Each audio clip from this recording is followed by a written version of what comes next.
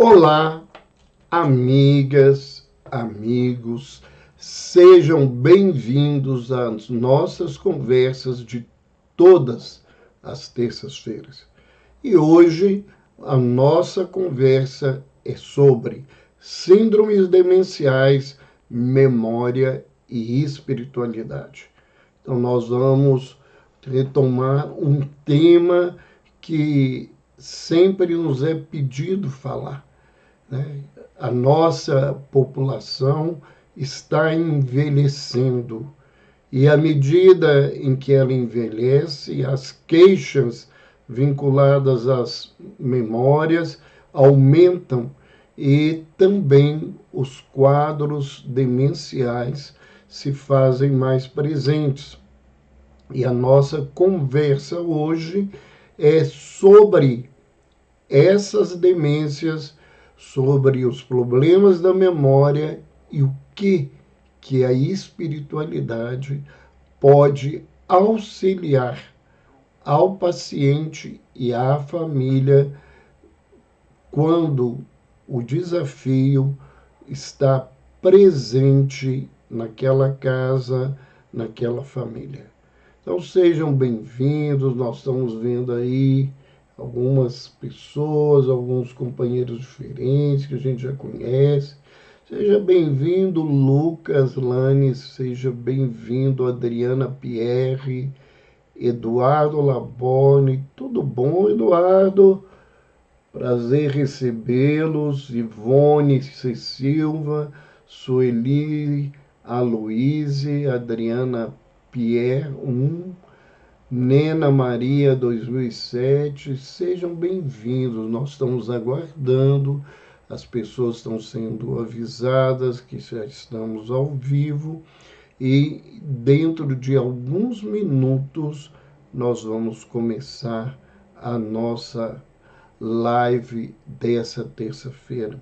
Lembrando a todos vocês, boa noite, Nena Maria, seja bem-vinda, que essa live não fica guardada no Instagram.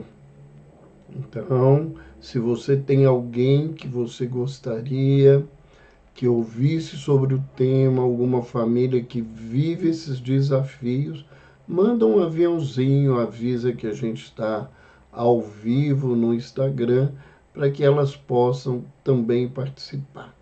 Lembramos desde já que quem quiser pode aproveitar o chat para fazer comentários, para fazer perguntas. Se nós não respondermos durante a nossa conversa, no final a gente toma essas perguntas. Macleane A, seja bem-vinda. Adriana, poderia comentar, por favor, sobre Parkinson? Desculpe a caixa alta, sou David. Não tem problema, Adriana. Nós vamos falar sobre síndromes demenciais, Adriana. Não é especificamente sobre Parkinson, embora nós tenhamos quadros demenciais na doença de Parkinson, né? Mas os nossos comentários, dentro do possível, quando a gente for falando sobre isso, a gente lembra um pouquinho sobre o quadro de Parkinson. Marilda, 9811, boa noite. Então vamos começar a nossa fala. Primeiramente, né, é importante que a gente pense nisso, no quanto que a espiritualidade pode ser uma conexão essencial para os cuidados holísticos, né? Os cuidados que envolvem o bio, o psíquico, o sócio-espiritual, tanto para o paciente como suporte familiar. Nós vamos falar sobre demências, mas nós vamos falar sobre memória e vamos lembrar que apesar das síndromes demenciais estarem aumentando e isso muitas vezes ser vinculado ao aumento de idosos na população, e não teria como não ser vinculado, que a demência não é um caminho natural do envelhecimento. Muitas pessoas podem envelhecer e viver uma vida longa com mais de 85 anos, mais de 90 anos. Nós temos pessoas com mais de 100 anos lúcidas no mundo, porque o cuidado com a qualidade da sua vida, isso tem a ver com a qualidade do seu envelhecimento. O Eduardo está perguntando até quando a desmielinização da bainha de mielina é orgânica. Né? Isso eu não teria uma resposta completa se isso será sempre assim. Né? Acontece que quando a gente fala de desmielinização, a gente não está falando necessariamente do processo, né, das demências, porque elas têm várias causas e não é só a desmielinização. Né? As causas às vezes são intracelulares, como a gente vê na própria doença de Alzheimer, e muitas vezes esse processo é por uma falta de alimentação, de oxigênio, de nutrientes, como nas demências vasculares. Então, o que acontece posteriormente é uma consequência, mas necessariamente não é a causa primária desse contexto e desse processo. Mas vamos lá, né? Nós vamos tentar desenvolver, né? Estamos vendo aí a Rosana Alves, seja bem-vinda, querida amiga. Luciene A.P. Lima, também vinda. Né?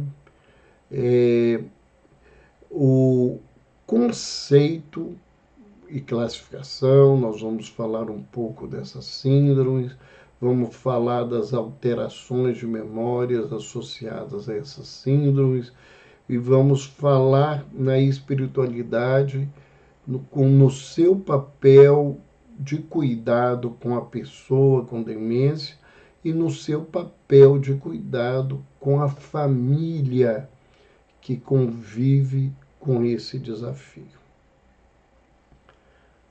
A Adriana está colocando para nós que o esposo com 60 anos já apresenta um quadro demencial, né?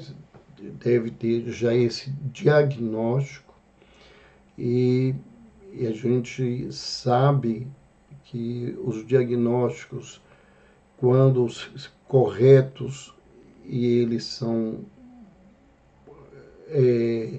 precoces, né, eles podem auxiliar de maneira que as pessoas sobrevivam com melhor qualidade de vida por um tempo maior. E se o quadro já se desenvolve muito cedo em termos de idade, a gente infelizmente tem um prognóstico pior para esses quadros. Geralmente eles transcorrem mais rápido em termos de sintomatologia, e as respostas terapêuticas são bem menores. Né? O que a gente precisa entender, né, que nós temos uma alteração de memória que ela é natural e que ela não é relacionada com os processos demenciais. Nós temos um envelhecimento sadio e algumas pessoas apresentam alterações de memória sem nunca, na evolução das suas vidas, desenvolverem um processo demencial. Porque as alterações, elas podem ter a sua causa em outros contextos. Você simplesmente ter um comprometimento cognitivo leve, isso não significa que você vai desenvolver um Alzheimer. Então, é preciso começar desse lugar.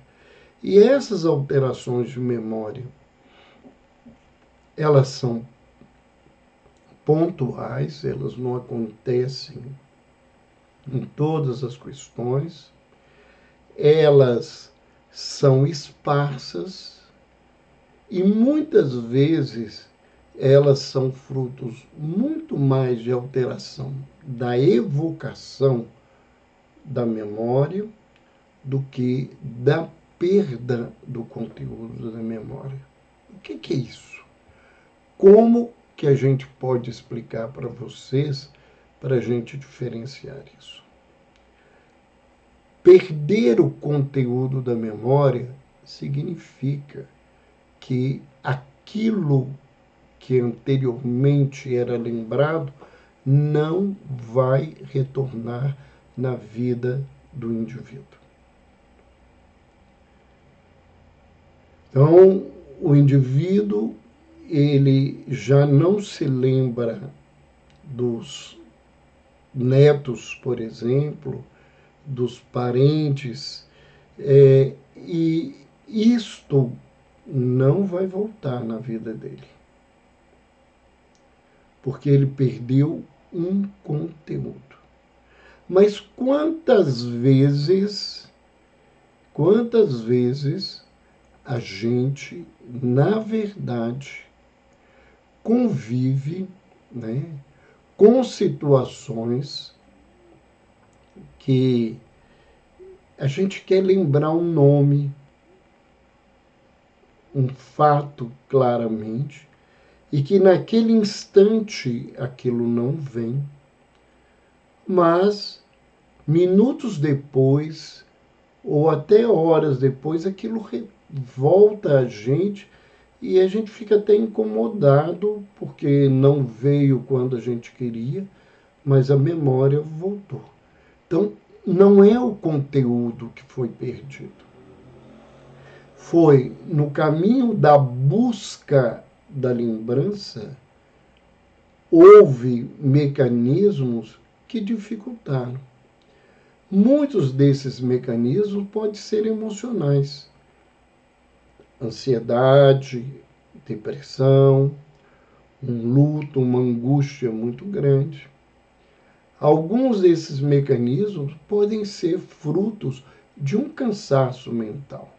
O indivíduo com burnout, o indivíduo sob uma pressão muito grande e que naquele momento ele não consegue evocar aquela memória e aquela memória caminha na vida dele e ele tem aquilo, mas só volta à sua consciência minutos depois ou horas depois.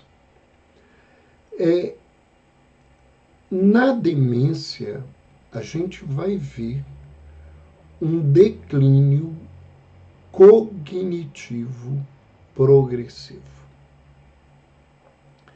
Então, o que caracteriza as demências é que há uma perda gradual da memória e de outras funções cognitivas que são essenciais para o dia a dia e que isso começa, em muitos casos, de forma insidiosa, ou seja, muito lenta, e em alguns casos, em determinados processos, de uma forma muito abrupta. Na doença de Alzheimer, é comum que esse processo seja insidioso, ele demore muitos anos até chegar numa situação bastante crítica. Mas existem, por exemplo, demências vasculares, né, frutos de uma isquemia muito grave ou frutos de uma hemorragia que destrói determinada área da memória, que isso acontece e a partir do trauma,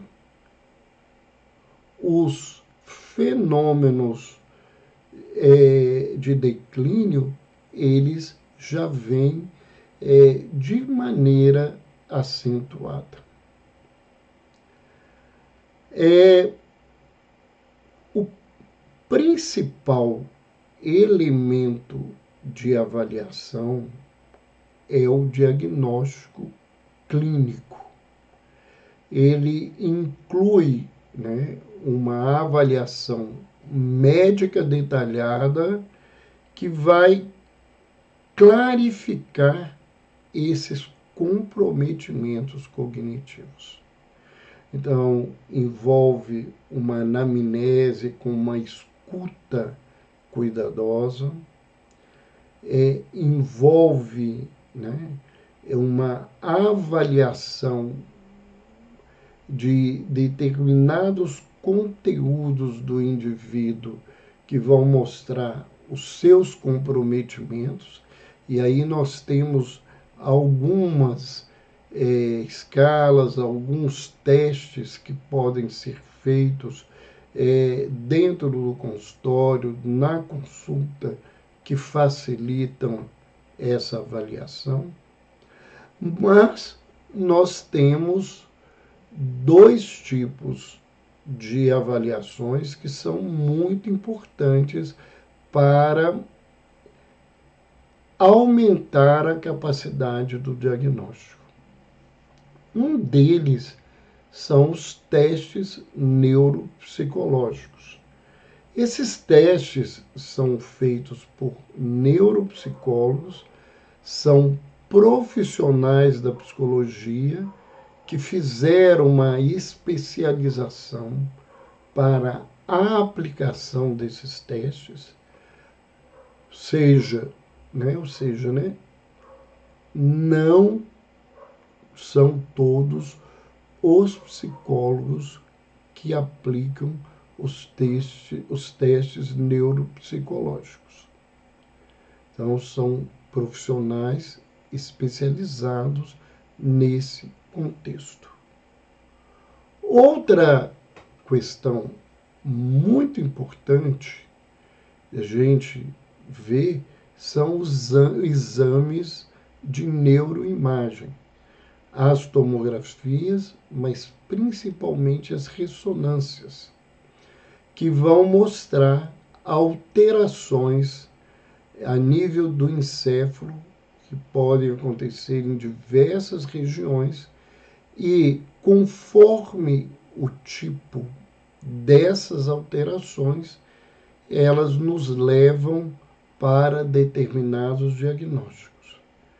Lembrando ainda que o quadro demencial mais comum é o da doença de Alzheimer. A doença de Alzheimer foi descoberta,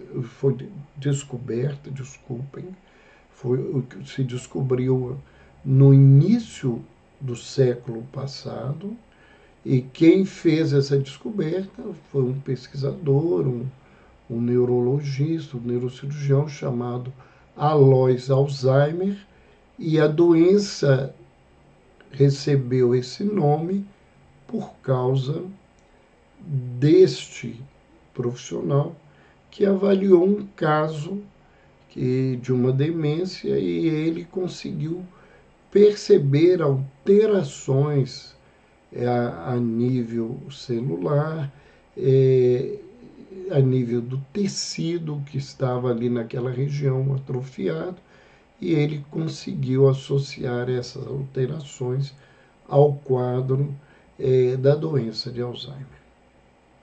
Então, esses exames, eles são importantes. A doença de Alzheimer, ela é diagnosticada pela tendência estatística de ser o quadro mais comum. Porque o diagnóstico final, ele depende de uma avaliação anatomopatológica, ou seja, você tem que avaliar um tecido adoecido. E, por lei, nós não podemos retirar pedaços de tecido que a gente não sabe se estão ou não comprometidos do encéfalo. Então, isso só é possível ser feito depois da morte, numa biópsia, numa autópsia, na verdade, né? E nós vamos ver que isto é muito importante, porque os diversos tipos de síndromes, elas comportam ou não determinados tratamentos e a gente precisa de maior cuidado, né?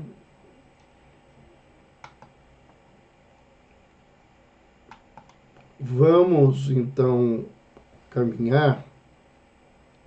Quais são as principais síndromes demenciais? Elas não são únicas, elas são principais.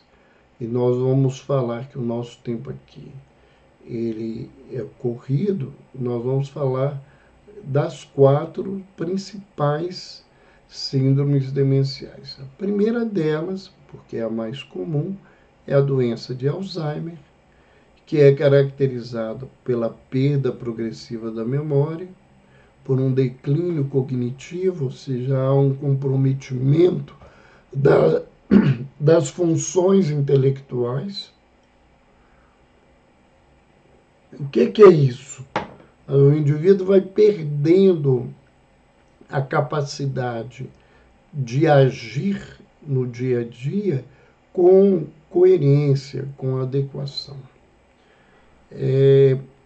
Eu já citei muitas vezes, quando eu falo desses quadros, de um paciente que eu recebi, um engenheiro, chegou ao meu consultório encaminhado por uma vara judicial para fazer uma perícia, e ele tinha 57 anos de idade, quando ele adoeceu.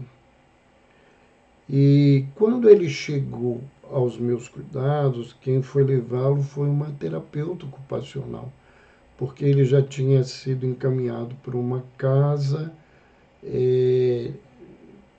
de terapias assistidas nesse contexto. Pelo risco de agressividade que ele tinha, ele tentou agredir de maneira contundente tanto a esposa quanto a filha, e como ele ainda era novo, ele era muito forte, e isso era um grande risco.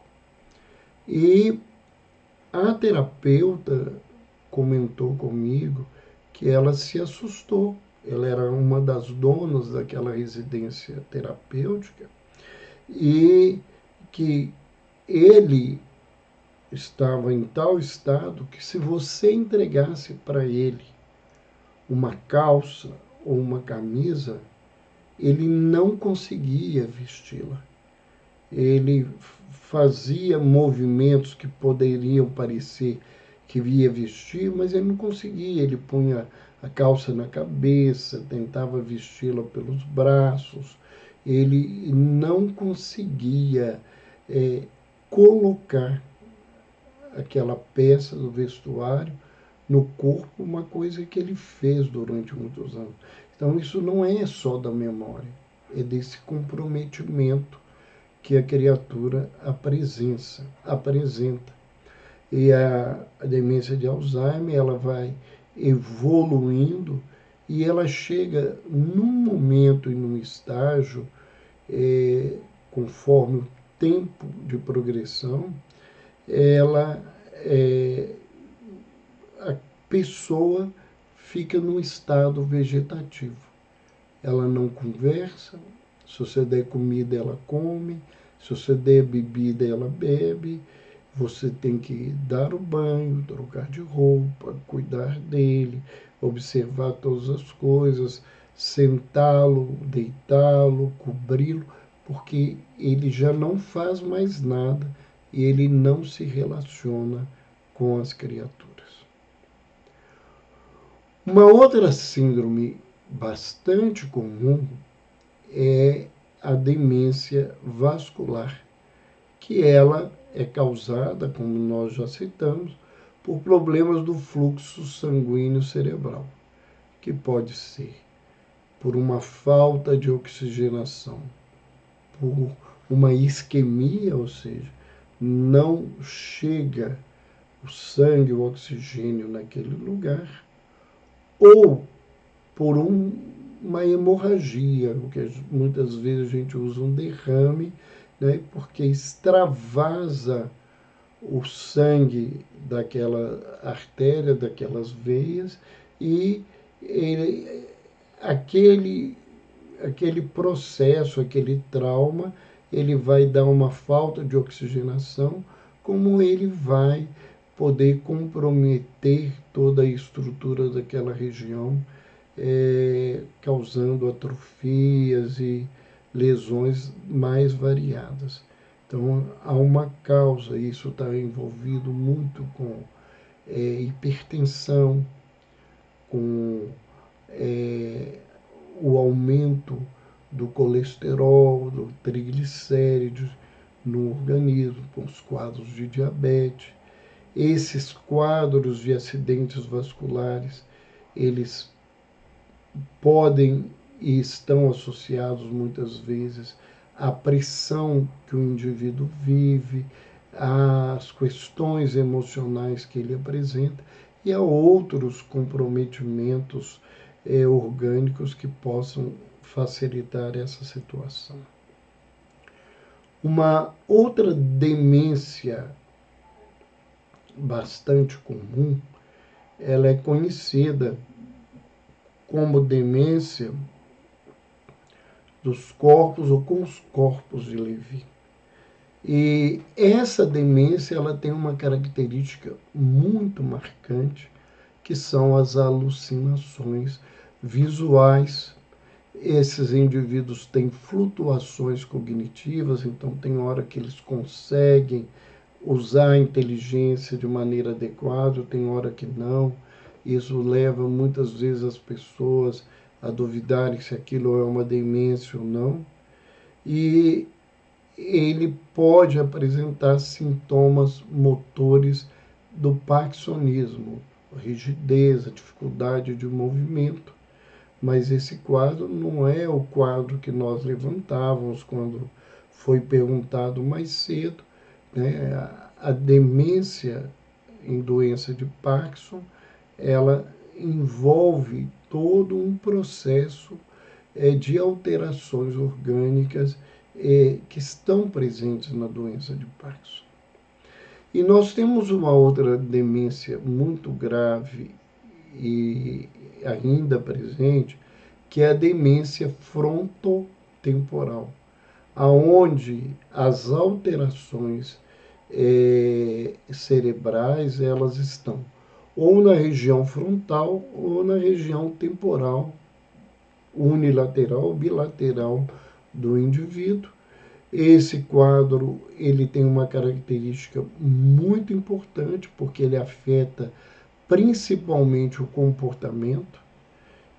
Há uma mudança abrupta do comportamento, uma mudança abrupta da personalidade. Às vezes, pessoas que a vida inteira tiveram um comportamento muito tranquilo, sem nenhuma alteração emocional importante que caracterizasse a personalidade, de repente se tornam agressivos, passam a falar palavrões, se tornam pessoas erotizadas com comportamentos bastante comprometidos, e isso se deve à degeneração desses lóbulos frontais e temporais do indivíduo. E isso, né, atinge áreas que até então controlavam esses comportamentos da criatura e que ela funcionava socialmente adequada, e que a partir dali isso já não acontece da maneira que as pessoas podiam esperar. Então,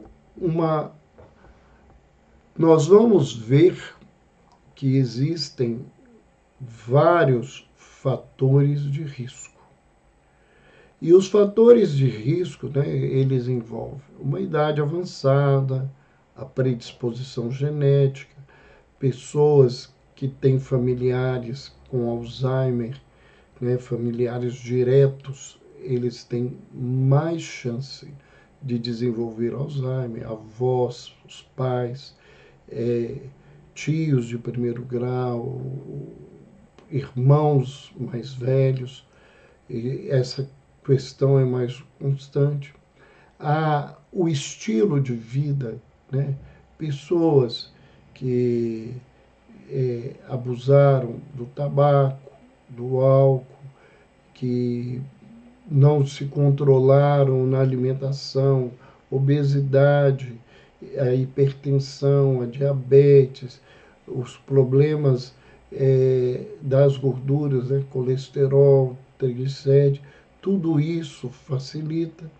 Nós temos também alguns outros fatores de risco que cada vez mais são perceptíveis, né, que as deficiências auditivas, as deficiências visuais, alguns quadros psiquiátricos, eles têm uma maior probabilidade de desenvolver esse tipo de situação. Os quadros, né, em que as pessoas já têm algum tipo de deficiência intelectual, isso facilita. A baixa escolaridade também facilita que esses processos aconteçam mais cedo. Nós não podemos esquecer, porque nós estamos falando de demência e memória, determinados medicamentos, eles facilitam o surgimento ou a eclosão desses quadros, entre eles. Então, remédios que são muito utilizados no mundo e no Brasil em excesso e que os pacientes adoram tomar, tipo Rivotril, Frontal, Lexotan,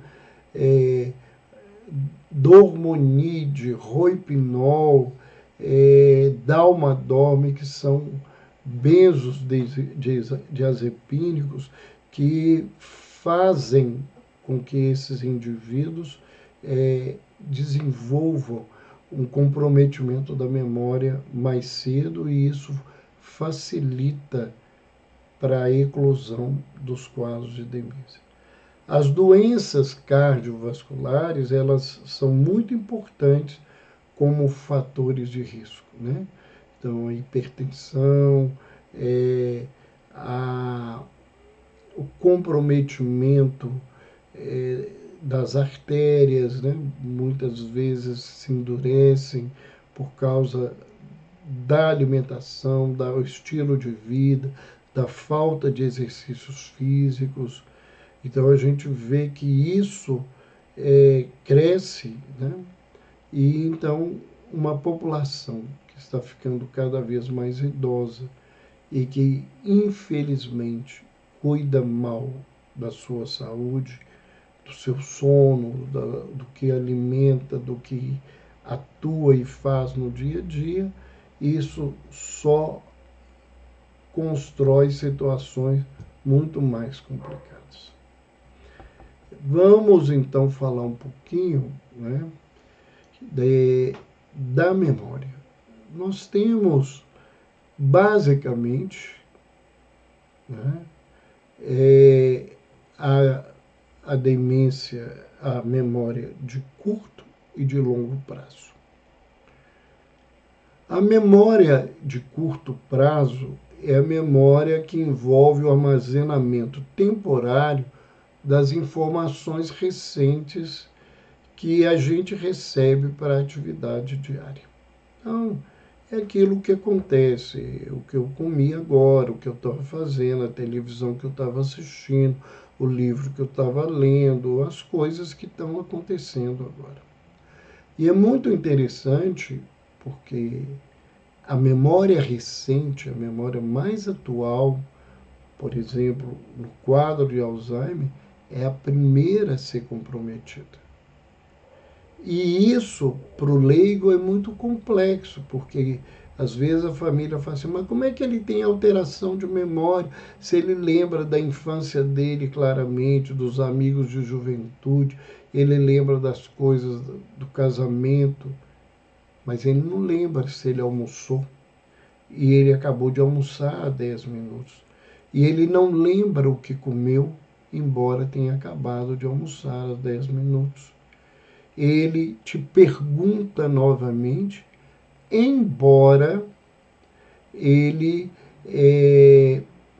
não tenha nem segundos feito a mesma pergunta para você e ele não sabe.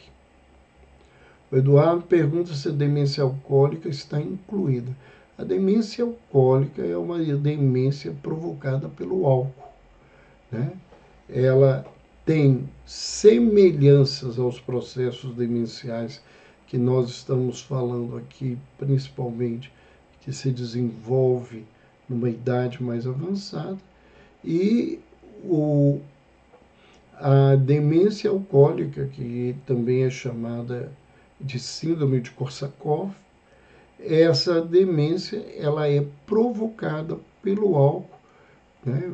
O álcool tira uma vitamina importante do nosso organismo, que é a vitamina B12, e a perda dessa vitamina B12 ela compromete a manutenção da estrutura cerebral, que envolve muito tecido gorduroso para proteger todo esse processo, e vai ocorrendo tanto alterações motoras, que o indivíduo pode chegar à paralisia, né, a incapacidade para andar, para movimentar os braços, e o comprometimento cognitivo com perda de memória recente, semelhante às coisas que acontecem na doença de Alzheimer. Então, às vezes, o indivíduo se lembra de coisas antigas, mas ele não se lembra das coisas que aconteceram agora. Vamos ver, então, a outra memória, que é a memória de longo prazo, que armazena os eventos passados, os conhecimentos que foram aprendidos ao longo da vida. Que, no caso de muitas demências, é o último processo que se perde, né?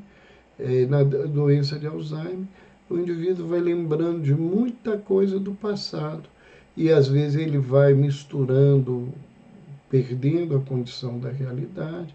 Então ele mistura as lembranças do passado com coisas do presente. Às vezes tem um filho ou uma filha que se parecem com alguém da família, ele começa a confundir, a misturar essas coisas.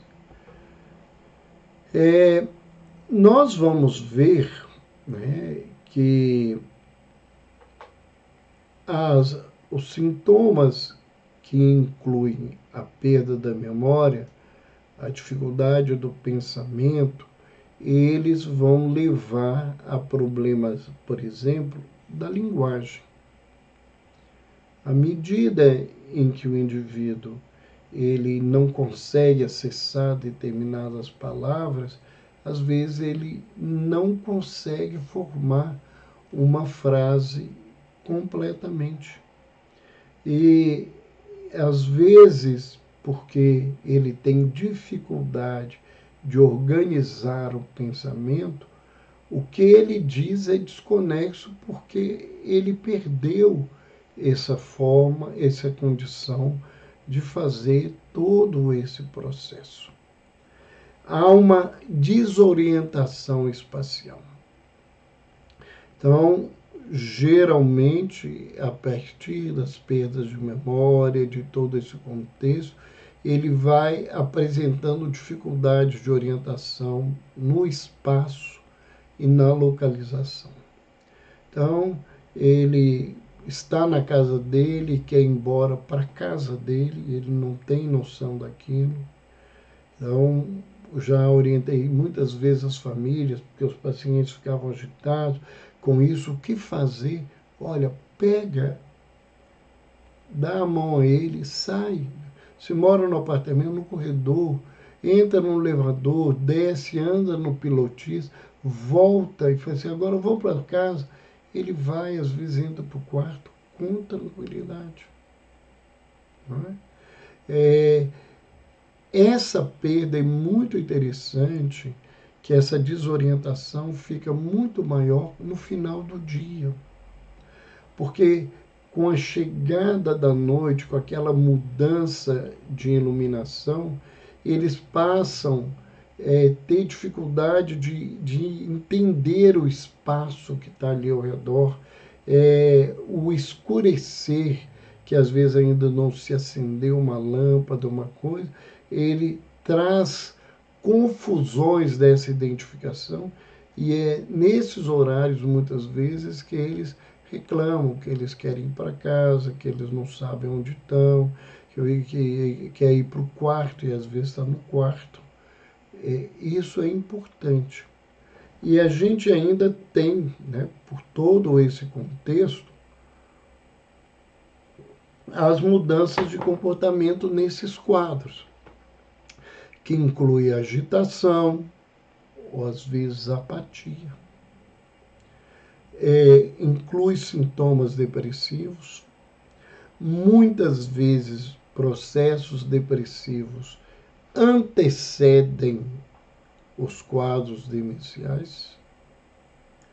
Então, o primeiro sinal desse caminho é um processo de depressão e é muito difícil você firmar ou afirmar alguma coisa para a família de que aquela depressão vai levar a um processo de demência, mas isso acontece muitas vezes na prática clínica, a gente vê.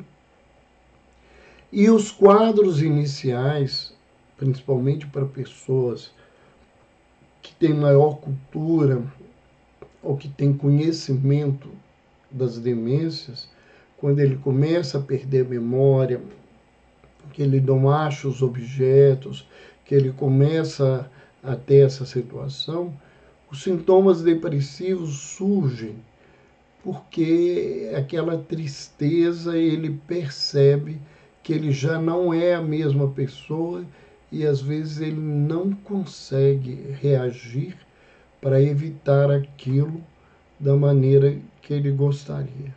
E tudo isso leva a um comprometimento da qualidade de vida, né? Da qualidade de vida. Então, o indivíduo vive todos esses contextos.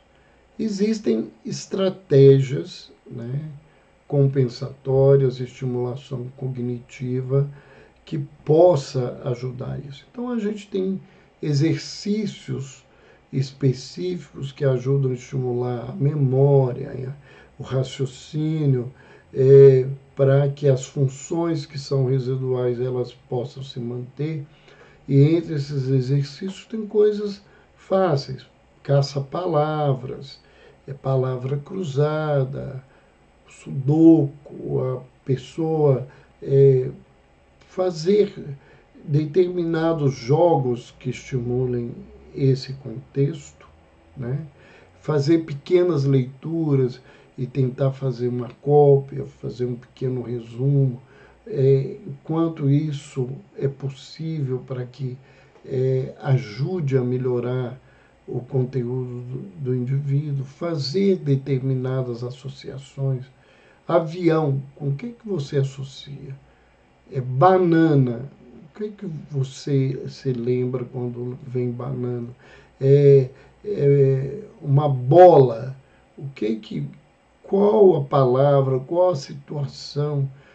Isso tudo ajuda. Existem hoje dispositivos visuais, né, através da tecnologia, para ampliar a memória, para melhorar a autonomia do paciente. E se a gente busca, às vezes você consegue determinados recursos, ou gratuitamente, ou com um gasto muito baixo, e com um resultado muito interessante. É importante para estimular a memória, para fortalecer todo esse contexto e reduzir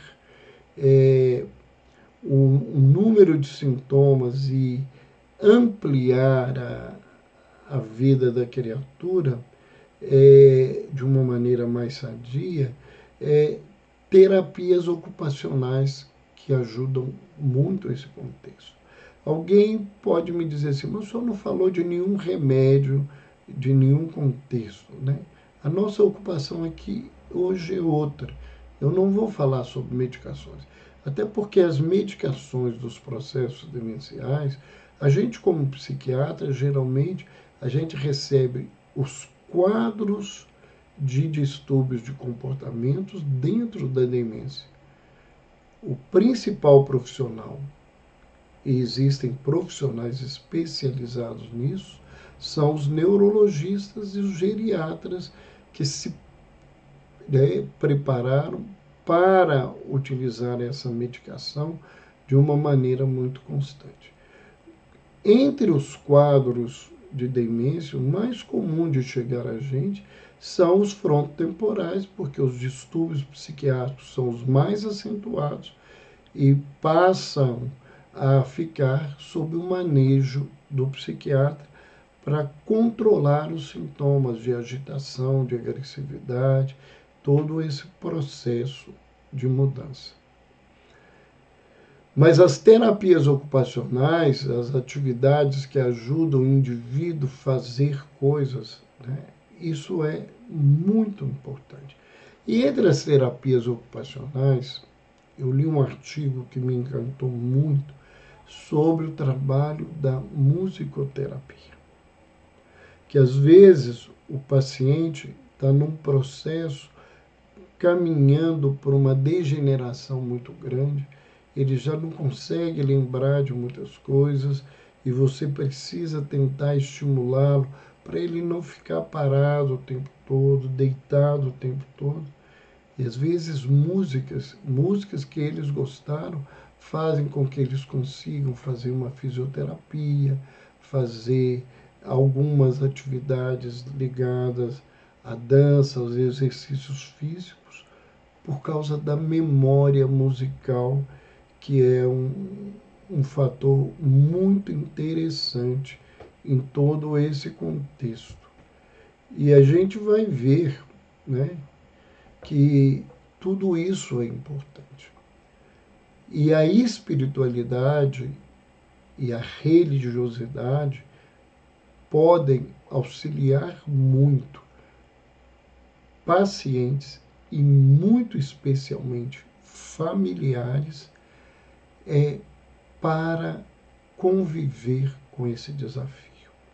Eu costumo lembrar que esse desafio para o paciente, enquanto a parte cognitiva é pouco comprometida, mas já comprometida, é muito sofrimento para quem entende o que está acontecendo.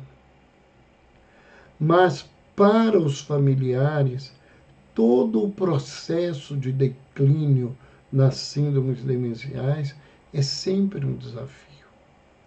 Porque à medida que aquilo vai mudando, você tem que se adaptar a muitas coisas.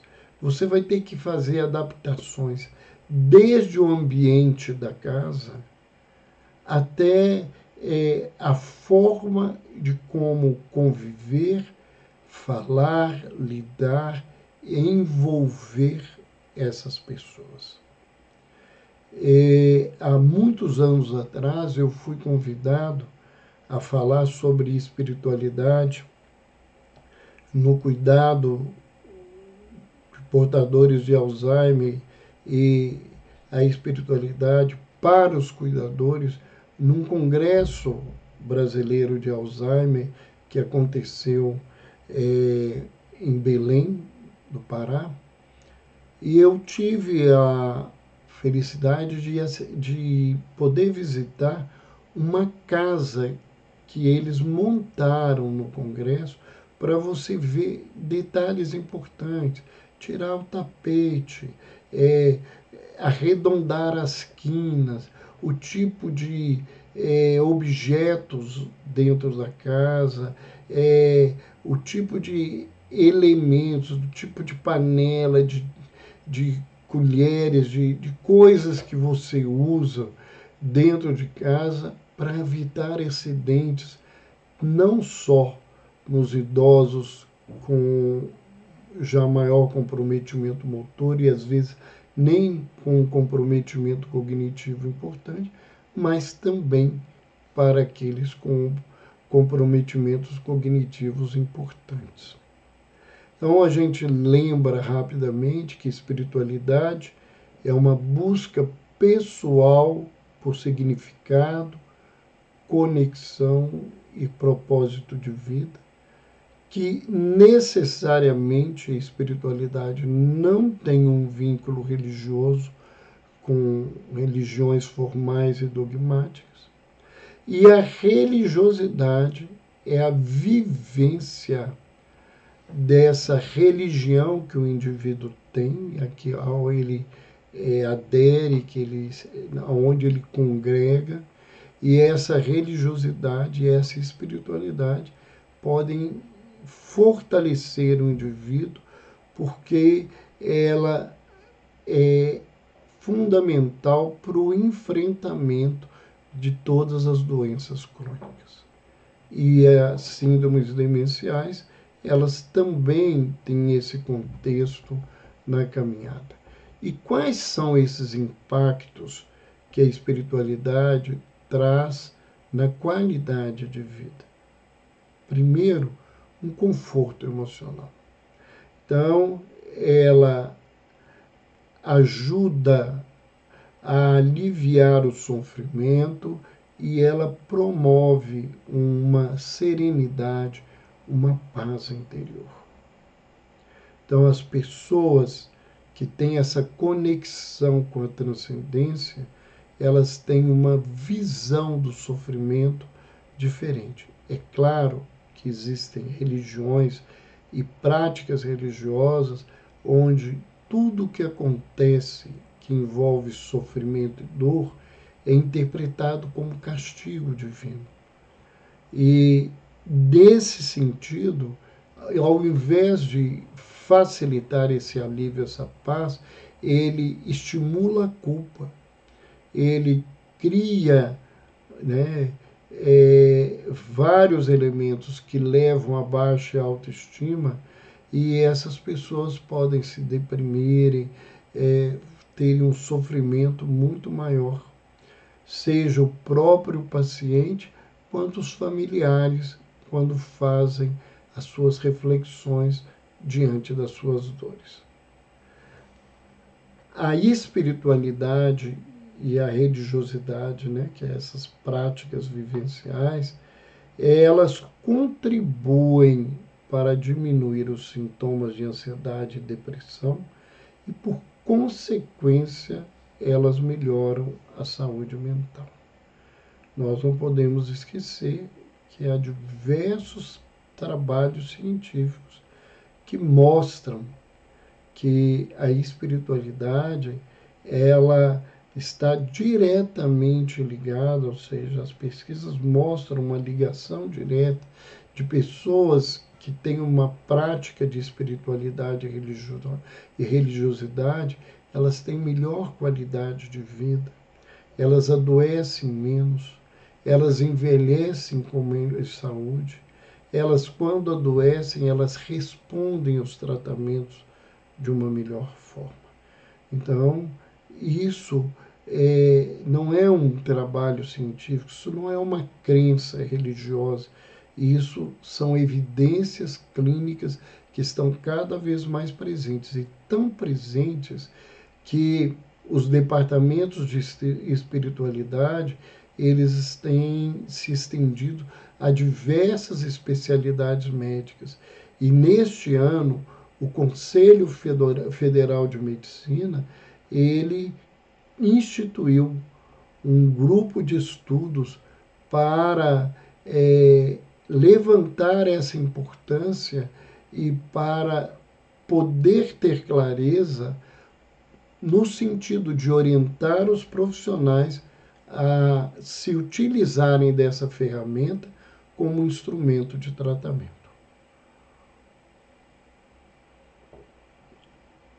Mas um fator que eu acho muito importante é que a espiritualidade, ela é um grande suporte na aceitação para as famílias.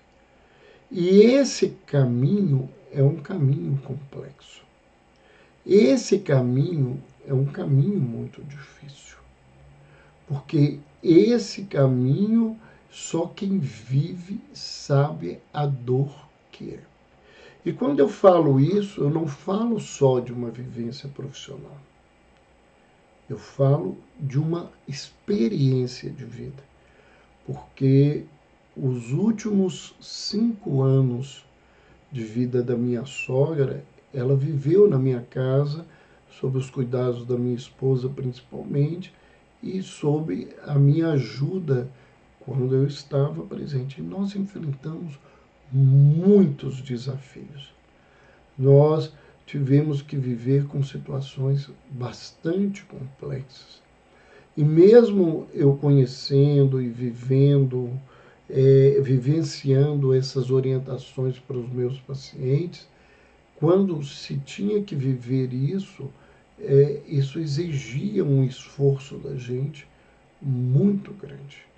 Então, é importante tudo isso. Então, quando você tem uma fé, né, e a nossa casa, né, eu e a esposa compartilhamos de uma mesma religião e buscamos viver essa espiritualidade na nossa vida, isso foi muito importante para que a gente desse conta. Porque os momentos, às vezes, que era difícil, você tinha que recorrer à prece, buscar a divindade na sua vida para conseguir lidar com todo esse contexto. Então a gente vai ver, né, que essas práticas espirituais, elas são suporte. E quais práticas são importantes? Lembramos primeiro as que são muito estudadas, que são a meditação, a oração, né? Elas trazem uma paz interior, um conforto emocional, uma serenidade interna. Os rituais das crenças dos indivíduos fortalecem o vínculo dos cuidadores e dos pacientes. Isso é muito importante.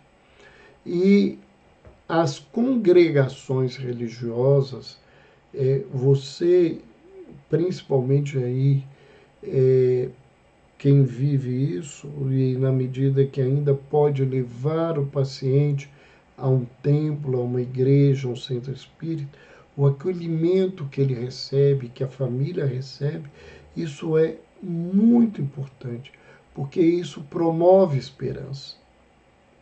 E esse apoio emocional, quando a dor é intensa, ele traz para a gente não só o alívio, mas uma constatação de que as pessoas são capazes de nos oferecer recursos e trazerem para nós uma mudança fundamental. Então, se você convive com esse processo, eu te oriento algumas coisas.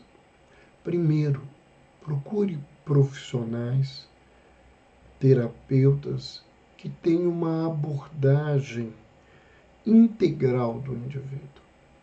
Não só uma abordagem orgânica, nem uma abordagem psíquica, mas uma abordagem ampla, que avalie a questão do social e que inclui a espiritualidade nesse processo de trabalho.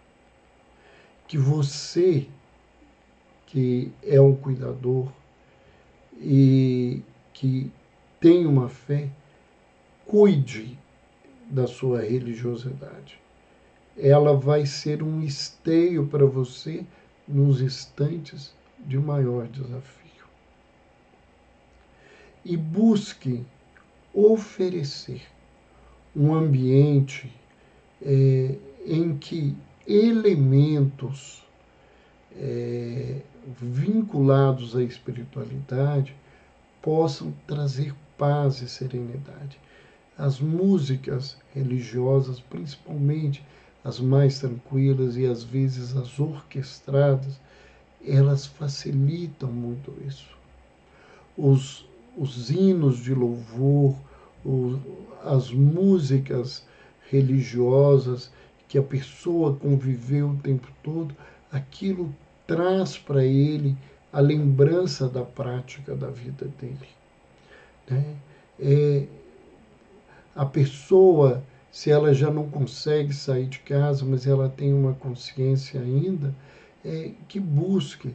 Há religiosos que vão atender em casa, né? Pode oferecer uma comunhão, uma confissão para quem busca esses rituais, né? Uma bênção, um passe. São recursos que vão facilitar o indivíduo. Eram essas as nossas colocações. Lembrando a todos vocês, que aqueles que entraram agora, que essa nossa live ela não fica gravada no nosso Instagram, mas ela está sendo gravada pela equipe e ela vai ser editada e logo, logo ela vai para o meu canal no YouTube, Dr. Roberto Lúcio, que é um canal de saúde mental e espiritualidade, com muitos estudos, muitas entrevistas, com aulas, workshops, seminários que a gente fez e que estão no YouTube, no canal, para que vocês possam acessar. No mais, a gente lembra sempre, né, que da próxima semana nós estamos de volta, sempre às 8 horas da noite, às terças-feiras. Eu esqueci de lembrar, né? Quem entrar lá, que não se inscreveu ainda, inscreva no canal, é importante. Quando você inscreve, as pessoas, a plataforma compreende que aquele assunto é importante e ele é divulgado para as pessoas. E quem me acompanha sabe que a minha maior preocupação é oferecer esses temas para o leigo, para as pessoas que estão iniciando no trabalho de saúde e espiritualidade, para que elas possam ter acesso às informações sobre esse contexto. Né? Marquem lá o like, porque isso traz um retorno para todos nós que estamos trabalhando. E todos os dias, no meu Instagram e no Facebook, nós temos uma postagem sobre saúde e espiritualidade. Então a gente sempre traz temas mais variados, comenta frases famosas, comenta frases que eu vejo que são importantes a gente refletir no nosso dia a dia, para que você possa buscar a saúde mental dentro de um campo muito mais amplo. E a gente sempre lembra que a ferramenta da espiritualidade, ela é mais fácil ser acessada porque ela é gratuita. E às vezes as pessoas, para conseguirem um tratamento, uma terapia, elas encontram as barreiras financeiras. Mas a gente, para poder aprender a meditar, a orar, a usar todo esse contexto que a gente fala, a gente não precisa mais do que boa vontade e persistência na caminhada. Então, quem esteve com a gente até agora, nós estamos aí recebendo agradecimento de todo mundo. Muito obrigado pela presença de todos vocês, pelo carinho. E quem está nos ouvindo pessoalmente, boa noite. Aqueles que vão acompanhar pelo vídeo, bom dia, boa tarde. Um beijo no coração e até a próxima terça-feira.